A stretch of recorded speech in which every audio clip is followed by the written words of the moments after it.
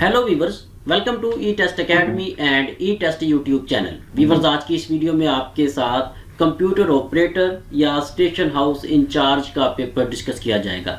Viewers, ये जो paper है ये रेस्क्यू 1122 डिपार्टमेंट KPK ने ईटा के जरिए मुनक्किद किया था।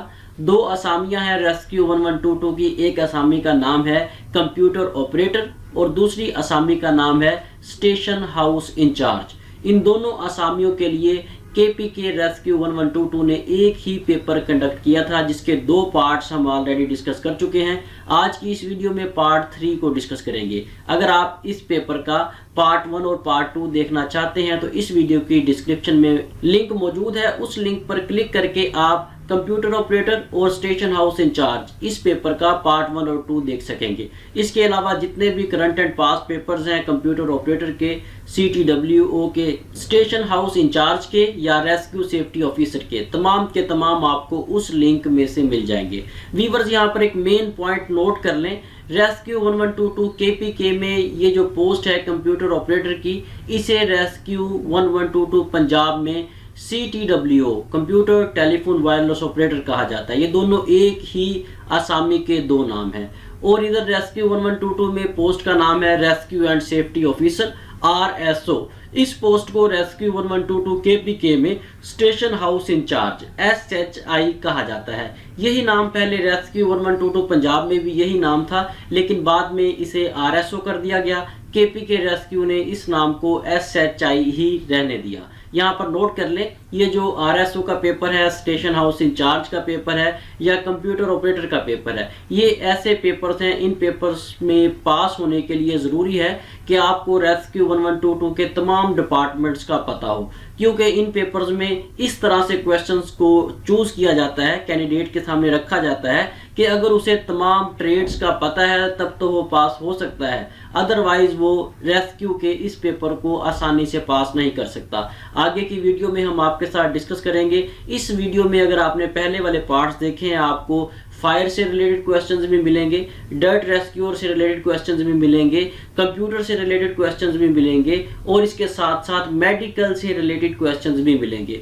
ऐसे क्वेश्चंस इस पेपर में मुंतखब किए गए हैं जो कि आम कैंडिडेट पास नहीं कर सकता, जिन्हें सॉल्व नहीं कर सकता। ये वही कैंडिडेट्स पास कर सकते हैं जिनका पहले ऑलरेडी रेस्क्यू 1122 में एक्सपीरियंस है या वो किसी सेफ्टी डिपार्टमेंट में या किसी मेडिकल की फील्ड से मुंसलिक रहे हैं। अगर आप SHI या RSO के इस पेपर को पास करना चाहते हैं तो उसके लिए ज़रूरी है कि आप हमारे ई टेस्ट यूट्यूब चैनल पर मौजूद FR, DR, EMT इन तीनों सीरीज़ को लाजमी देखें, क्योंकि इनमें ऐसे पॉइंट्स डिस्कस किए गए हैं जो रेस्क्यू के इस पेपर में बहुत ज़्यादा रिपीट हुए हैं। इस वीडियो की डिस्क्रिप्शन में FR सीरीज़, DR सीरीज़ और EMT सीरीज़ तीनों सीरीज़ के लिंक मौजूद हैं। इन्हें लाजमी एक बार देखें। इंशाल्लाह ताला इन्हें देखने के बाद आप आसानी से इन पेपर्स को पास कर सकेंगे। क्वेश्चन नंबर 51, इससे पहले के 50 MCQs पार्ट 1 और पार्ट 2 में मौजूद हैं। They rejected this message and mocked him.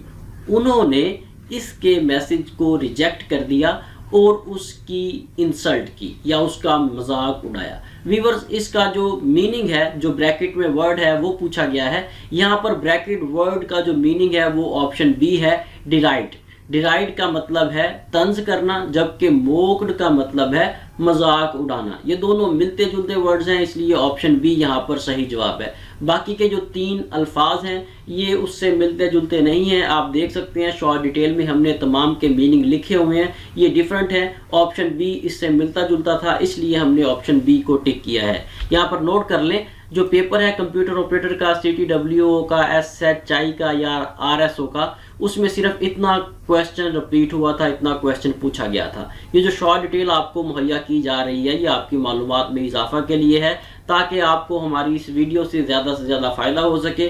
Future में जब भी हमारी इस वीडियो को आज से 10 साल के बाद भी देखा जाएगा, तब भी इंशाअल्लाह ताला कैंडिडेट को हमारी इस वीडियो से फ़ायदा होगा। ई टेस्ट अकेडमी के इस ई टेस्ट यूट्यूब चैनल पर तमाम पेपर्स को इसी तरह डिटेल के साथ डिस्कस किया जाता है। Question number 52, how to give effective chest compression. आप किस तरह से एक इफेक्टिव चेस्ट कंप्रेशन दे सकते हैं। वीवर्स, ये देखें, ये एक EMT पोस्ट का क्वेश्चन है, मेडिकल से रिलेटेड क्वेश्चन है। अब जिस कैंडिडेट ने BSc की है BCS किया है या उसने BCom किया है या उसकी कोई और इन्वायरमेंटल साइंसेज की डिग्री है RSO के लिए या SHI के लिए या कंप्यूटर ऑपरेटर के लिए, तो वो इस क्वेश्चन को किसी भी सूरत में सॉल्व नहीं कर सकेगा। अगर तो उसका एक्सपीरियंस है कैंडिडेट का ऑलरेडी मेडिकल की फील्ड में, तब तो वो इसे कर लेगा, अदरवाइज वो इस क्वेश्चन को सॉल्व नहीं कर सकेगा। मजीद अगर आपकी भी ये डिग्रीज हैं, आप भी पेपर में शामिल हुए, तो आप बेहतर जान सकते हैं। यहाँ पर मैं इसका आंसर बताता हूँ। यहाँ पर ऑप्शन बी इसका सही जवाब है। ऑप्शन बी किस तरह से सही जवाब है और ये क्वेश्चन है क्या, क्योंकि आप लोग नॉन टेक्निकल हैं इसलिए मैं आपको बताने जा रहा हूं। जितने भी EMT के हमारे कैंडिडेट्स हैं, स्टूडेंट्स हैं, वो इन सवालात को आसानी से सॉल्व कर सकते हैं, क्योंकि ये तमाम इन्फॉर्मेशन हमारी EMT की सीरीज में मौजूद है। व्यूअर्स, ये जो चेस्ट कंप्रेशन होती है, ये किसी भी ऐसे पेशेंट के लिए ये अमल किया जाता है जिसका सांस रुक गया हो, दिल की धड़कन बंद हो गई हो, उसके लिए चेस्ट कंप्रेशन का अमल किया जाता है। इसका मकसद ये होता है कि मरीज की सांस बहाल की जाए। ये किस तरह से होता है? दोनों हथेलियां मरीज के सीने पर रखी जाती हैं, जहां पर चेस्ट पर निपल्स हैं, निपल्स के दरमियान में जो हड्डी है उसके ऊपर दोनों हथेलियां रखकर छाती को दबाया जाता है। 30 बार कंप्रेशन दी जाती है, 30 बार छाती को दबाया जाता है। उसके बाद 2 बार मरीज को सांस दी जाती है। इसे CPR भी कहते हैं। और ये ड्यूरेशन जो आपको बताई है 30:2 की, ये कई पेपर्स में रिपीट हुई है, इसे भी जहन में रख ले। यहाँ पर ऑप्शन बी सही जवाब है। इसमें ये लिखा हुआ है कि आप हाथ की हथेलियां जो हैं ये मरीज के सीने पर दरमियान वाले हिस्से पर रखेंगे। ये इसका सही जवाब है। मजीद इसे आगे के क्वेश्चन में भी डिस्कस करते हैं, क्योंकि CPR से रिलेटेड क्वेश्चन आगे भी कई MCQs में डिस्कस हुआ है। Question number 53, if you are trained rescuer and willing to deliver rescue breath, then perform dash rescue breaths after each set of 30 compression। Weaver, ये रिसेंटली क्वेश्चन में हमने एक रेशो डिस्कस की थी 30:2, यानी कि हर 30 बार चेस्ट को दबाने के बाद आप 2 बार सांस देंगे। यही बात यहाँ पर पूछी गई है। ऑप्शन बी यहाँ पर सही जवाब है। Question number 54, stop CPR only if. आप CPR को रोक देंगे उस वक्त जब EMT या EMS वहां पर पहुंच जाएगा। EMS या EMT से मुराद ये है कि रेस्क्यू 1122 डिपार्टमेंट का कोई अहलकार या कोई भी ऐसी फर्स्ट एड जो एडवांस फर्स्ट एड हो, यानी कि आप वहां पर मौजूद हैं, आप CPR वगैरह कर रहे हैं, आप बेसिक उसे फर्स्ट एड दे रहे हैं। आपसे जो लेटेस्ट है वो कोई ऐसा डिपार्टमेंट हो सकता है, गवर्नमेंट भी हो सकता है, प्राइवेट भी हो सकता है, जिस तरह पंजाब में रेस्क्यू 1122 है, सिंध में है, KPK में है, कुछ जगहों पर प्राइवेट ऑर्गेनाइजेशंस हैं, NGOs हैं जो काम कर रही हैं। जब कोई एडवांस सर्विस वहां पर आ जाएगी पेशेंट के लिए, तब आप CPR रोक देंगे। फिर उनका काम है वो क्या करते हैं। व्यूअर्स, यहाँ पर 3-4 मेन पॉइंट्स नोट कर लें, शॉर्ट डिटेल को पढ़ लें। यहाँ पर 6-7 पॉइंट्स लिखे हुए हैं। इन सिचुएशंस में आप मरीज का CPR नहीं करेंगे। सबसे पहले तो यह है कि आपको वाज़ेह हो कि मरीज मर चुका है या वो एक्सपायर हो गया, तो आप उसका CPR नहीं करेंगे। दूसरा ऑप्शन है कोल्ड टू दी टच, यानी कि मरीज को आपने टच किया है, आपको महसूस हुआ है कि ये तो बहुत ज्यादा ठंडा हुआ पड़ा है, इसका मतलब है कि वो बहुत टाइम पहले एक्सपायर हो गया, आपको कंफर्म हो गया, तब भी आप उसका CPR नहीं करेंगे। रिगर मोर्टिस से मुराद भी यही है कि आपको कंफर्मेशन है, ये भी एक कंडीशन है जहां से पता चलता है कि मरीज मर चुका है। क्योंकि आपकी क्वालिफिकेशन मेडिकल से रिलेटेड नहीं है, इसलिए मैं आपको ज़्यादा डिटेल से नहीं बता सकता ये रिगर मोर्टिस क्या है। मजीद इसमें लीवर मोर्टिस है। लीवर मोर्टिस में आप यूं कह लें कि इस तरह से होता है कि मरीज का जो कलर है वो ब्लूइश हो जाता है, काफ़ी नीला हो जाता है। आपको वाज़े तौर पे पता चलता है कि ये बंदा या ये इंडिविजुअल जो है ये काफ़ी देर से एक्सपायर है, तब भी आप उसका CPR नहीं करेंगे। Injuries not compatible with life, ऐसी इंजरीज जो देखने के बाद आपको महसूस हो कि अब ये शख्स जो है ज़िंदा नहीं बच सकता। मिसाल के तौर पर आप इसे यूँ कह लें कि कोई शख्स है वो दरमियान में से कट जाता है, उसका ऊपर वाला हिस्सा और नीचे वाला हिस्सा अलग हो जाता है, तो इस सूरत में आप उसका CPR नहीं करेंगे। ठीक है, ये बहुत ही क्लोजली टू डेथ होगा वो पर्सन। आप कोशिश करेंगे कि डिफरेंट इसके फर्स्ट एड्स हैं उसकी ब्लीडिंग रोकेंगे, जो भी वक्ती तौर पर आप कर सकते हैं वो करेंगे, लेकिन CPR उसका आप नहीं कर सकेंगे। लास्ट हमारे पास है एडवांस हेल्प राइट्स। अगर कोई एडवांस हेल्प वहां पर पहुंच जाती है तो तब भी आप CPR नहीं करेंगे। ये कुछ कंडीशंस हैं, इन कंडीशन में आप CPR नहीं करेंगे, अदरवाइज आप CPR करेंगे। CPR एक कंटिन्यूसली एक वर्क है, एक एक्टिविटी है। जब तक मरीज का सांस बहाल ना हो तब तक आप ये एक्टिविटी करते रहते हैं। यहाँ तक कहा जाता है मेडिकल में, जब आप इसे पढ़ेंगे, रेस्क्यू 1122 में सिलेक्ट होंगे, वहाँ पर बुक्स में यहाँ तक लिखा हुआ है कि आपने सीपीआर करते रहना है। अगर आपको ये भी लगता है कि मरीज की कोई पसली फ्रैक्चर हो गई है सीपीआर की वजह से, तब भी आप सीपीआर का अमल जारी रखें। पसली तो उस पेशेंट की सही हो सकती है, जुड़ सकती है, लेकिन अगर उसकी ज़िंदगी चली गई तो वो उसे नहीं मिलेगी। इसलिए सीपीआर का अमल जो है वो ज़्यादा इंपॉर्टेंट है, और सीपीआर मोस्ट इंपॉर्टेंट पॉइंट है। आप तमाम रेस्क्यू के पेपर्स उठा लें, तमाम पेपर्स में सीपीआर से रिलेटेड क्वेश्चंस बार बार रिपीट हो रहे हैं। Question number 55, if there is no space next to the victim to kneel and perform chest compression, then deliver chest compression using the dash। Viewers, यहाँ पर यह कहा गया है कि अगर आप किसी मरीज का सीपीआर करना चाहते हैं, चेस्ट कंप्रेशन देना चाहते हैं, लेकिन वहां पर इतनी जगह नहीं है कि आप घुटनों को नीचे लगाकर मरीज को सीपीआर दे सके, तब आप क्या करेंगे। व्यूअर्स, ये जो क्वेश्चन है ये काफ़ी कॉम्प्लिकेटेड है। आई थिंक इसमें जो सूटेबल आंसर है वो ऑप्शन बी ही बनता है, सीपीआर। क्योंकि अगर आप ऑप्शन सी या ऑप्शन डी को देखें, यहाँ पर ऑप्शन सी जो है इसमें ये लिखा हुआ है कि आप हेड टेक्निक से उसका सीपीआर करेंगे, लेकिन जो हेड टेक्निक है ये सिंगल रेस्क्योर की सूरत में होती है, और इसमें भी रेस्क्योर को घुटने लगाकर ज़मीन पर सीपीआर करना पड़ता है। जो दूसरी है एब्डोमिनल टेक्निक, इसमें जब सीपीआर किया जाता है तो इसमें कम से कम 3 रेस्क्योर्स का होना ज़रूरी है। 2 सीपीआर करेंगे, एक उसे ब्रेथ देगा, सांस देगा। इसलिए ऑप्शन सी और डी तो बिल्कुल भी नहीं हो सकते। ऑप्शन बी आई थिंक यहाँ पर सूटेबल है। मजीद अगर आपके पास इस क्वेश्चन से रिलेटेड कोई इन्फॉर्मेशन हो तो कमेंट्स में ज़रूर दीजिएगा। वीवर्स, मजीद आगे जाने से पहले आपसे रिक्वेस्ट है कि वीडियो को लाइक कर दें। अगर आपने अभी तक हमारा ई टेस्ट यूट्यूब चैनल सब्सक्राइब नहीं किया तो हमारे इस चैनल को सब्सक्राइब कर लें, ताकि फ्यूचर में लेटेस्ट सॉल्व पेपर्स की अपडेट्स आपको बर वक्त मिलती रहें। इसके साथ साथ वीवर्स नोट कर लें, ई टेस्ट अकेडमी ने कंप्यूटर ऑपरेटर और स्टेशन हाउस इंचार्ज पेपर की तैयारी के लिए मौजूदा और साबका हलशुदा पेपर्स पर मुश्तमिल नोट्स तैयार किए हैं। हमने तमाम कंप्यूटर ऑपरेटर के या स्टेशन हाउस इंचार्ज के पेपर्स को इकट्ठा किया है, उन्हें डिटेल के साथ सॉल्व किया है, जिस तरह हम आपके साथ वीडियो में डिस्कस कर रहे हैं, और इन तमाम इंफॉर्मेशन को, तमाम डाटा को हमने नोट्स में कंपाइल कर दिया है। अगर आप ये notes up to date notes हैं बजरिया डाक मंगवाना चाहते हैं तो ई टेस्ट अकेडमी के ऑफिशियल व्हाट्सएप कॉन्टैक्ट नंबर पर रब्ता करें और घर बैठे ये नोट्स बजरिया डाक मंगवाएं। आपके सामने हमारा ई टेस्ट अकेडमी का ऑफिशियल व्हाट्सएप कॉन्टैक्ट नंबर और ई टेस्ट अकेडमी की वेबसाइट का एड्रेस दर्ज है। Question number 56, A defibrillator is a medical device used to deliver a controlled electric shock to a victim। यहाँ पर एक मशीन के बारे में डिस्कस किया गया है जिसे यहाँ पर डिफिब्रिलेटर कहा गया है। ये एक मशीन है जो किसी मरीज को झटके देने के लिए, शॉक देने के लिए इस्तेमाल होती है। इस मशीन को AED, ऑटोमेटेड एक्सटर्नल डिफिब्रिलेटर भी कहा जाता है। इस मशीन की मदद से मरीज को शॉक दिया जाता है। ऐसा मरीज जो कार्डियक अरेस्ट का पेशेंट हो, ऐसा मरीज जिसका दिल बंद हो गया हो, उसके दिल को दोबारा हरकत में लाने के लिए उसे शॉक दिया जाता है, और ये शॉक जिस मशीन से दिया जाता है उसे डिफिब्रिलेटर या AED कहा जाता है। वीवर्स, कई पेपर्स में AED का एब्रीविएशन रिपीट हुआ है। ये AED का एब्रीविएशन आपके सामने शॉर्ट डिटेल में लिखा हुआ है, इसे भी याद कर लीजिएगा। Question number 57, the first aid treatment for choking involves the deliver of. यहाँ पर ऑप्शन ए और ऑप्शन बी दोनों ठीक है। मैं अब आपको उर्दू में बताता हूँ कि ये किस तरह से ठीक है और ये क्वेश्चन है क्या। अगर किसी शख्स के गले में कोई चीज फंस जाती है, अगर वो कोई चीज़ खा रहा है तो उसके गले में हड्डी फंस गई है या कोई और चीज़ फंस गई है, तो फर्स्ट एड के तौर पर आप क्या करेंगे। सबसे पहले तो आप उसे बैक ब्लोज देंगे। बैक ब्लोज से मुराद ये है कि आप अपने हाथ की जो हथेली है, हील है, उसे आप मरीज की बैक साइड पर, कंधों के दरमियान उसे 5 बार मारेंगे। जिस तरह अमूमन अगर किसी के गले में कोई चीज़ फंस जाए तो उसकी बैक साइड पर उसे थोड़ा सा थपथपाया जाता है, इसे बैक ब्लोज कहते हैं। यही बैक ब्लोज आप देंगे।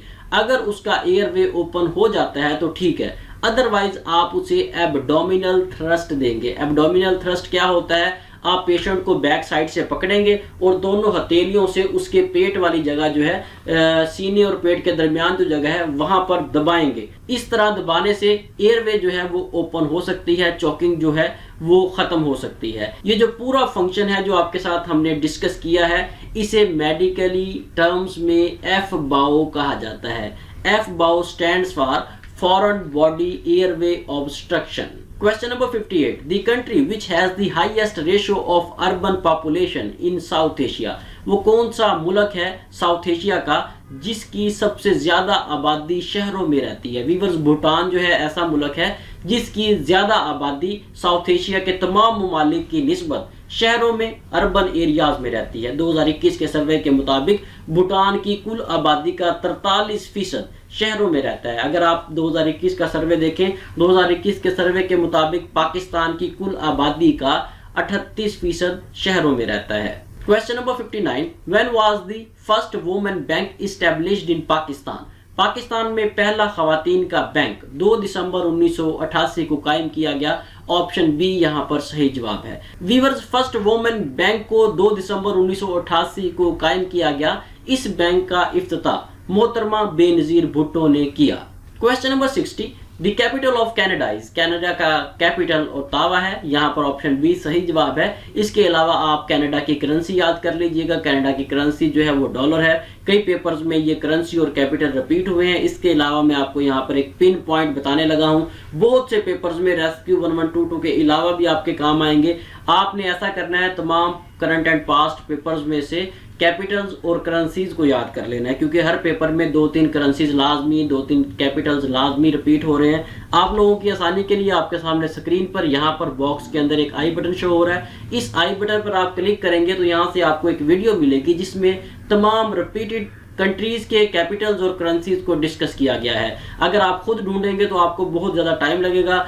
तमाम पास पेपर्स आप उठाएंगे, देखेंगे कौन कौन सा मुल्क रिपीट हो रहा है। आप लोगों की परेशानी को ख़त्म करने के लिए हमने इस वीडियो में उन तमाम ममालिक के नाम, उनकी करेंसीज और कैपिटल्स को रख दिया है। आप इस एक वीडियो को ओपन करें, 10, 12, 15 मिनट की वीडियो है और तमाम रिपीटेड कंट्रीज, उनके कैपिटल्स और करेंसीज को आप यहाँ से तैयार कर सकते हैं और आने वाले किसी भी पेपर में 3-4 नंबर आप आसानी से ले सकते हैं। वीवर्स, यहाँ पर नोट कर लें, ई टेस्ट अकेडमी ने ई टेस्ट मोबाइल ऐप लॉन्च कर दी है। ई टेस्ट मोबाइल ऐप ई टेस्ट अकेडमी ने काफ़ी पहले की लॉन्च की हुई है, लेकिन रिसेंटली इस ऐप में काफ़ी ज़्यादा न्यू फीचर्स को ऐड किया गया है ताकि कैंडिडेट जो हैं ये इजीली ज़्यादा से ज़्यादा बेहतरीन तैयारी कर सकें हमारी इस ई टेस्ट ऐप से। अगर आपके पास E test mobile app already install है तो उसे गूगल प्ले स्टोर से अपडेट कर लें। अगर आपने इंस्टॉल नहीं की हुई तो इसे गूगल प्ले स्टोर से डाउनलोड करके इंस्टॉल कर लें। हमारी ये ऐप बिल्कुल फ्री ऑफ कॉस्ट है।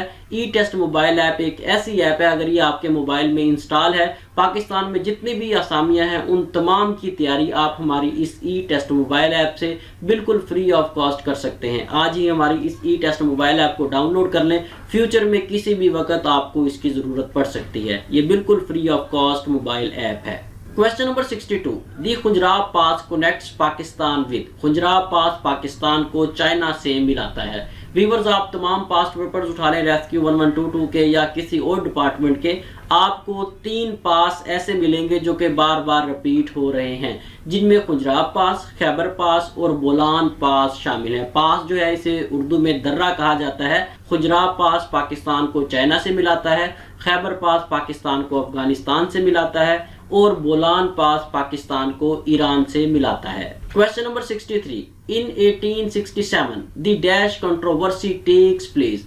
1867 में कौन सी कंट्रोवर्सी हुई, कौन सा तनाज़ा हुआ। वीवर्स, 1867 में उर्दू हिंदी तनाज़ा पेश आया। इसका थोड़ा सा मैं बैकग्राउंड आपको बता दूं, ज़्यादा डिटेल में नहीं जाएंगे। वैसे तो बड़ी इंटरेस्टिंग स्टोरी है। रिसेंटली मैं इसका आर्टिकल पढ़ रहा था, बड़ा इंटरेस्टिंग आर्टिकल था, आप भी पढ़ें। काफ़ी फैक्ट्स आपके सामने आएंगे, क्या कुछ हो रहा था, हकीकत क्या थी, मुसलमानों के साथ किस तरह से ज्यादतियाँ की गई। यहाँ पर थोड़ा सा मैं आपको इंट्रोडक्शन करवा दूँ। वीवर्स, 1825 में बरतानवी हुकूमत ने उर्दू ज़ुबान को उस वक़्त की सरकारी ज़ुबान या ऑफिशियल दफ्तरी ज़ुबान करार दिया, लेकिन हिंदुओं को ये बात बहुत नागवार गुजरी। उन्होंने उसी वक्त ही 1825 से ही मुख्तलिफ किस्म की तहरीकें शुरू की, लेकिन उस वक्त ये तहरीकें इतनी अरूज पर नहीं थी। आहिस्ता आहिस्ता ये तहरीकें अरूज पकड़ती गईं और एट दी एंड 1867 में ये तहरीक एक बड़े पैमाने पर बनारस से शुरू की गई ताकि उर्दू ज़ुबान को ख़त्म किया जाए और उर्दू की जगह हिंदी ज़ुबान को सरकारी ज़ुबान करार दिया जाए। बाकी की डिटेल जो है वो इंशाल्लाह फिर किसी वीडियो में आपके साथ डिस्कस करेंगे। Question number 64, the new local government and district system completed it's first period on. Viewers इस क्वेश्चन में थोड़ा सा कंफ्यूजन है, यहाँ पर ऑप्शन बी हमने टिक किया है, इसे मजीद आप क्लियर कर लीजिएगा और कमेंट्स में अपनी राय जरूर दीजिएगा। इसके साथ साथ थोड़ी सी शॉर्ट डिटेल आप पढ़ लें, नोट कर लें। लोकल गवर्नमेंट ऑर्डिनेंस के बारे में कई पेपर्स में क्वेश्चन रिपीट हुआ है। लोकल गवर्नमेंट ऑर्डिनेंस को 14 अगस्त 2001 को इम्प्लीमेंट किया गया। वैसे तो लोकल गवर्नमेंट का जो सिस्टम है ये बहुत पहले से चला आ रहा है। इंडो पाकिस्तान में, पाकिस्तान और इंडिया में ये जो लोकल गवर्नमेंट का सिस्टम है ये पहली बार लॉर्ड रिपन ने इंट्रोड्यूस करवाया था, मुतारफ करवाया था, तब से ये चलता आ रहा है। लेकिन इसका जो ऑर्डिनेंस है ये पाकिस्तान में बाकायदा तौर पर 14 अगस्त 2001 को इम्प्लीमेंट हुआ। Question number 65, Maulana Mahmudul Hasan is called the prisoner of dash. Maulana Mahmudul Hasan को प्रिजनर ऑफ माल्टा, माल्टा का कैदी कहा जाता है। ये एक बड़ा अजीब सा सेंटेंस बनता है, लेकिन मैं आपको थोड़ा सा ब्रीफ कर देता हूँ। प्रिजनर ऑफ माल्टा जो है ये एक किताब का नाम है और ये किताब मौलाना महमूदुल हसन ने लिखी थी। व्यूअर्स यहाँ पर नोट कर लें, अगर आप बेरोजगार हैं और आप चाहते हैं कि आप मुलाजमत से मुतल्लिका तहरीरी इम्तिहान को पास कर सकें, चाहे वो रेस्क्यू 1122 का इम्तिहान है, चाहे पाकिस्तान के किसी भी डिपार्टमेंट का इम्तिहान है, तो उसके लिए जहन में बिठा लें, सबसे पहले करंट एंड पास पेपर्स तैयार करें।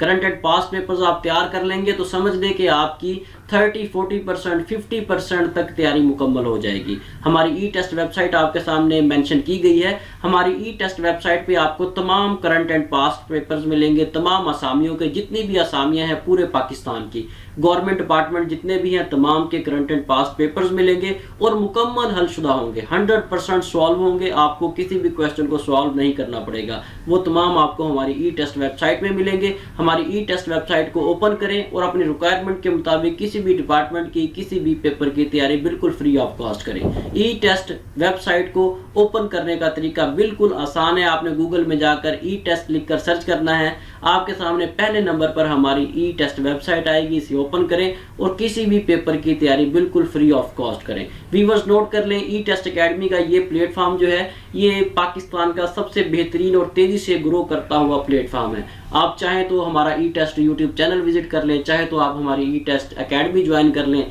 चाहे तो आप हमारी ई टेस्ट वेबसाइट को सर्च करें, वेबसाइट से तैयारी करें, चाहे तो आप गूगल प्ले स्टोर से हमारी ई टेस्ट मोबाइल ऐप डाउनलोड कर लें। हर जगह पर आपको ई टेस्ट मिलेगा इंशाअल्लाह ताला। जितने भी हमारे प्लेटफॉर्म हैं उन तमाम प्लेटफॉर्म्स को हमारी टीम रोजाना की बुनियाद पर अपडेट करती है। Question number 66, what is second step in risk management. Risk management में सेकंड स्टेप जो है वो रिस्क असेसमेंट होता है कि आपने रिस्क असेसमेंट करना है कि अगर आप ये काम करते हैं तो इसमें आपका कितना नुकसान है, कितना फ़ायदा है। ये ऑप्शन बी यहाँ पर सही जवाब होगा। Question number 67, what is the international day of natural disaster reduction. हर साल 13 अक्टूबर को natural disaster reduction day celebrate किया जाता है। व्यूअर्स नोट कर लें, जितने भी इंटरनेशनल डेज हैं, जिस तरह लेबर डे है, मैंडेला डे है, वगैरह वगैरह, ये तमाम ऐसे दिन हैं जिन्हें यूनाइटेड नेशंस जनरल असेंबली बाकायदा तौर पर अप्रूव करती है। Question number 68, dash are type of inclined meter that continuously monitor even the monitor rotation, reflecting and deformation of retaining with diagraph, volcanoes, DMS, landsliding, etc. Viewers ये तमाम चीज़ें जिस metre से मेजर की जाती हैं उसे टिल्ट मीटर कहा जाता है। Question number 69, what is the earthquake also called. यहाँ पर ऑप्शन डी सही जवाब है। अर्थक्वेक को, जल्जले को सेल्स्म, ट्रेमर या ट्रेमलर तीनों नामों से पुकारा जाता है। Question number 70, earth can cause. यहाँ पर ऑप्शन बी लैंडस्लाइड सही जवाब है। इसके साथ ही व्यूअर्स हमें इजाजत दें, इंशाल्लाह नेक्स्ट वीडियो में computer operator CTWO SHI RSO के इस पेपर के पार्ट 4 के साथ दोबारा हाजिर होंगे। अगर आपने अभी तक हमारा ई टेस्ट यूट्यूब चैनल सब्सक्राइब नहीं किया तो हमारे इस चैनल को सब्सक्राइब कर लें, ताकि रिमेनिंग पार्ट्स के साथ साथ फ्यूचर में जितने भी लेटेस्ट पेपर आएंगे उन तमाम का सोल्यूशन, उनकी अपडेट आपको बर वक्त मिलती रहे। अल्लाह हाफिज़।